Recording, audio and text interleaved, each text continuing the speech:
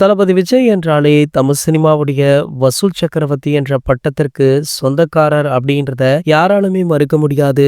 அவருடைய ஒவ்வொரு படமுமே பிரம்மாண்ட எதிர்ப்புடன் வெளியாவது வழக்கமான ஒரு விஷயம்தான். தற்போது அவர் நடிப்புல உருவாக்கி வரும் ஜனநாயகன் திரைப்படம் இந்த எதிர்பார்ப்பை பல மடங்கு உயர்த்தியிருக்கு. இந்த படத்துடைய இசை வெளியீட்டு விழா குறித்த அறிவிப்பு வெளியாகி தமிழ் திரையுலகையே பரபரப்பாக்கி இருக்கு. டிசம்பர் 27 மலேசியாவில் நடைபெறவிருக்கும் இந்த பிரம்மாண்ட இசை வெளியீட்டு விழா விஜய் அவர்களுடைய திரைப்பயணத்துல ஒரு வரலாற்று தருணமாக பார்க்கப்படுது. இது அவருடைய கடைசி இசை வெளியீட்டு விழாவாக இருக்கக்கூடும் அப்படின்றதுனால இந்த நிகழ்வு கண்டிப்பாக வேற லெவல்ல இருக்கும் அப்படின்னு ரசிகர்கள் எப்போதே சமூக ஊடகங்கள்ல அனல் பறக்க விவாதித்து கொண்டும் இருக்காங்க. வெறும் பாடல்கள் வெளியீடாக இல்லாமல் இது ஒரு மெகா கொண்டாட்டமாக அமையும் அப்படின்றதுல எந்த ஒரு மாற்று கருத்துமே கிடையாது. இந்த நிலையில பாத்தீங்கன்னா ஒரு பக்கம் சினிமா, இன்னொரு பக்கம் அரசியல் அப்படின்னு பட பிஸியாக செயல்பட்டு கொண்டிருக்கும் தளபதி விஜய் அவர்கள் தற்போது சினிமாவை தாண்டி அரசியலுக்கு அதிக முக்கியத்துவமுமே கொடுக்கிறாரு. அதனாலதான் பாத்தீங்கன்னா ஜனநாயகன் திரைப்படத்தோடு தான் சினிமாவில் நடிக்க போவதில்லை அப்படின்ற அறிவிப்பை வெளியிட்டிருக்காரு. அவர் ஒரே நேரத்துல